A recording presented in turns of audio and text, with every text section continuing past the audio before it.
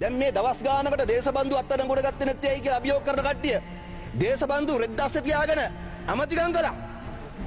ආණ්ඩු තියාගෙන හිටියා. මිනිස්සු මර්ධනය කළා. අද නීතිඥයින්ටත් නඩුකාරයින්ටත් සොලිසිටර් ජනරාල්ටත් කතා කරලා කෙලින් කියන්න පුළුවන්. රාජපක්ෂගේ ආණ්ඩුව කාලේ ඔහොම කිව්වම මොකද වෙන්නේ? කරු සභාපතිතුමනි රාජපක්ෂගේ ආණ්ඩුව කාලේ දේශබන්දු මේ තගෙක් කියලා කිව්වනම් ඉන්න හම් වෙනවද? ඒ කියන්න කට කෙලින් කරලා අද නිලධාරීන්ට කතා කරන්න බලය දීලා තියෙන්නේ කවුද? මේ තුනෙන් දෙකේ ආණ්ඩුව. තුනෙන් දෙකේ බලයක් තියෙන ආණ්ඩුව තමයි අද මෙහෙම කතා කරන්නේ. මේ පාර්ලිමේන්තුව ඇතුලේ චණ්ඩි වගේ සද්ද දාන්නේ මාධ්‍ය වලට පේන්නේ මොකද මේ? ඔබතුමාලගේ තියෙන නිහතමානීකම නිසා. ගරු කතානායකතුමාගේ තියෙන නිහතමානීකම නිසා. පෞගේ පාර්ලිමේන්තුවල අපි දන්නවා චමල් රාජපක්ෂ මෙතන හිටියා. ඒ පැත්ත හැරෙනකොට චූ යනවා මේ කට්ටියට. ඇත්ත කතාව ඒක. ඒ පැත්ත හැරලා බලනකොට මේගොල්ලෝ බයයි. ආයි කතා කරන්න දෙයක් නැහැ. කතානායකතුමා උතර ඉන්නකොට බැසිල් මෙතන ඉඳගෙන නැගිට්ටත් ඇති. කට්ටිය වාඩි වෙනවා. පාර්ලිමේන්තුවේ චේම්බර් එකේ නෙමෙයි එළියට යනකොට වැසිකිළියට ගියත් යන්නේ මහින්ද රාජපක්ෂ මහත්තයාගේ පස්ස පැත්තෙන් ඔක්කොම. කැන්ටින් එකට යනකොටත් එහෙමයි. නාමල් බේවි පිරිවරාගෙන යන්නේ. මෙහෙම හිටපු කට්ටිය අද කොන්ද කෙලින් තියාගෙන විපක්ෂින් යන කතා කරන්නේ ඇයි? ඔබතුමාලගේ තියෙන නිහතමානීකම නිසා. ස්ථාවර නියෝග උල්ලංඝනය කරලා පාර්ලිමේන්තු සම්ප්‍රදායන් උල්ලංඝනය කරලා පැය ගණන් කතා කරනවා. මේ 159ක් නිහතමානීව වලාවි ඉන්නේ ඇයි? මොකද මේ? කල්පනා කරන්න. අපි මේ රටේ ජනතාවට දුන්නු ජනවර්ම ආරක්ෂා කරන්න. දේශපාලන ප්‍රජාතන්ත්‍රවාදී ආරක්ෂා කරන්න. ආර්ථික ප්‍රජාතන්ත්‍රවාදී ආරක්ෂා කරන්න. මේ විවාදය දැන් මේ මාසයකට ආසන්න කාලයක් මේ විවාදය තිබුණා. ඒක ඇමතිවරයෙකුට නියෝජ්‍ය ඇමතිවරයෙකුට රුපියලක් වංචා කළා කරා කියලා හොරගම් කළා කියලා ඇඟිල්ල දික් කරාද? වෙනදා අයවැය විවාදයක් තිබ්බනම් එහෙම මෙතන රෙදි ගැලවිලා ඉවරයි. අපි ප්‍රශ්න කරලා තියෙන නැත්ද? අපි කතා කරලා තියෙන නැත්ද? හැබැයි අපි කිසිම දෙයක් ෆැක්ට්ස් ඇන්ඩ් ෆිගර් නැතුව කතා කරලා නැහැ. දත්ත තොරතුරු නැතුව කතා කරලා නැහැ සභාපතිතුමනි. මේවා අමු අවලාද ගහන්නේ මේ. දැන් මෙතන මේ ඇඟීම් කරන්න හදනවා. ඒගොල්ලෝගේ කාලේ බලපත්‍ර දුන්නා වගේම අපිත් එහෙම තමයි. ශ්‍රී ලංකන් ගුවන් සේවයේ ඒගොල්ලෝ දාගත්තේ ඥාති. කපිල චන්ද්‍රසේන හිටියේ ප්‍රධාන විධායක අධ්‍යක්ෂක ඥාති. නිශාන්ත වික්‍රමසිංහ හිටියේ ශිරන්තිගේ ඥාති මස්සිනා. බල්ලා ගේන්න ඇව්වා ප්ලේන් එකක් සිංගප්පූරුවට. බල්ලෝ ගේන්න ප්ලේන් යවපු කට්ටිය ආරක්ෂා කරපු කට්ටිය කොහොමද දැන් කතා කරන වේගෙ? සද්දේ. සරත් ගණේකට කියන්නේ ස්වේච්ඡාවෙන් පඩි ගන්න නැතුව අපිත් එක්ක වැඩ කරනවා.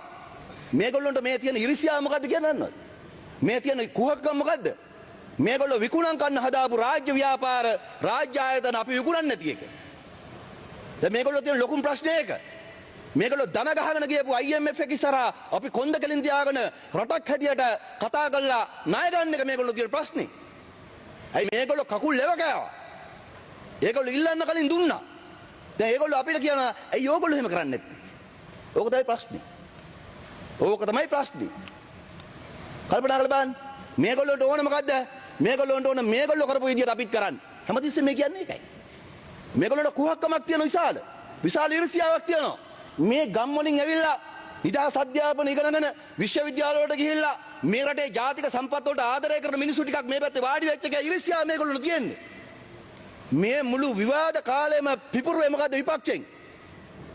ඒගොල්ලෝගේ පන්තියේ බල දේශපාලනයේ බිඳවට්ටපු ගමේ මිනිසුන්ගේ බලය. මෙච්චරයි. දැන් මේ විබද්ධගත මුදල් සම්බන්ධයෙන් කියනවා අපි මිලියන 2250ක් වෙන් කළා තියෙනවා. ගරු සභාපතිතුමනි අපි මේ ආණ්ඩුවේ කිසි කෙනෙක් විපක්ෂ කාඩුවක්වත් දෙන්න නැහැ කියලා නැහැ.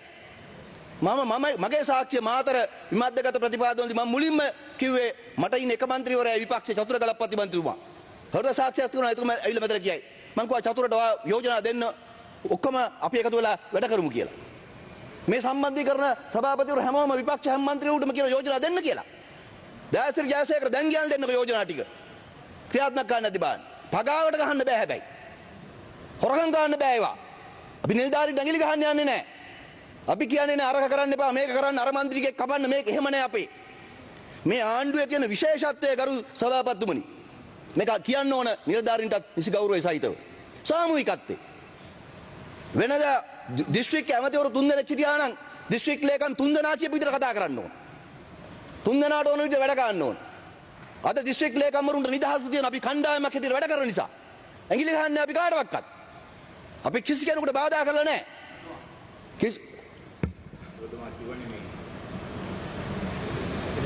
Only few permits. දෙන්න බාන විනාඩි මොකක්ද කියන්න බෑ. Honorable Jayasekaran, you can have 1 minute. තරහ ගන්න එපා. අපිට විමත් දෙකට සම්බන්ධව තාම ලිපි ඇවිල්ලා නැහැ. විමත් දෙකට සම්බන්ධීකරණ සම්බන්ධීකරණ ලිපි කමිටුව එව්වා නම් අපි අපේ යෝජනා ටික එවනවා. හැබැයි දැන් එවලා තියෙන චක්ලේඛන අනුව තියෙන්නේ සම්වර්ධන නෑ අපිට ඉතින් අපිට ලිපියක් එවන්න බෑ. අපිට සාමාන්‍යයෙන් මුදල් අමාත්‍යාංශයෙන් ලිපියක් එවනවා. ඉතින් ඒ ලිපිය තාම එවලා නැහැ. අපිට තියෙන්නේ සම්වර්ධන කමිටුවෙන් යෝජනා ඉදිරිපත් කරන්න කියලා. හැබැයි අපිට එහෙම නෙමෙයි ඔබතුමාට මතකනේ ඔබතුමා ඉන්න කාලේ විපක්ෂයේ ඔබතුමාට ලිපියක් එවනවා මුදල් අමාත්‍යාංශයෙන් මෙන්න මේ කරුණු මත ඔබගේ යෝජනා එවන්න කියලා. ඒ ටික අපි යවනවා දිස්ත්‍රික් ලේකම්. දිස්ත්‍රික් ලේකම්ට යවනවා දිස්ත්‍රික් ලේකම් කියනවා මුදල් අමාත්‍යාංශ. දැන් එහෙම එකක් නැහැ. මම කියන්නේ අන්න ඒකයි. සම්බන්ධීකරණ කමිටුවෙන් හරි අපිට ලිපියක් කියන්න. බොහොම ස්තුතියි. නැත්නම් දිස්ත්‍රික් ලේකම් කියන්න. හරි. Okay, Honorable Surya Handuleti. ගරු සභාපතිතුමා ඉස්සර ඔහොම තමයි කරේ. මන්ත්‍රීවරුන්ට වෙන වෙනම ලක්ෂ 100 50 වෙන් කරලා ලියුම් එවනවා.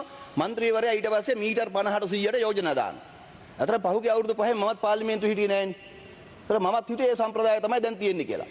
නමුත් පහුගිය ආණ්ඩු කාලෙම අපි නෙමෙයි. පහුගිය ආණ්ඩු කාලෙම දිස්ත්‍රික් විමර්ශකගත වැඩපිළිවෙල ඒ වෙනුවට යෝජනා එක මධ්‍යස්ථානයක් හැටියට දිස්ත්‍රික් සම්බන්ධීකරණ කමිටුවට අරගෙන දිස්ත්‍රික් සම්බන්ධීකරණ කමිටුවේ සාකච්ඡා කරන වැඩපිළිවෙල හදාගෙන තියෙනවා.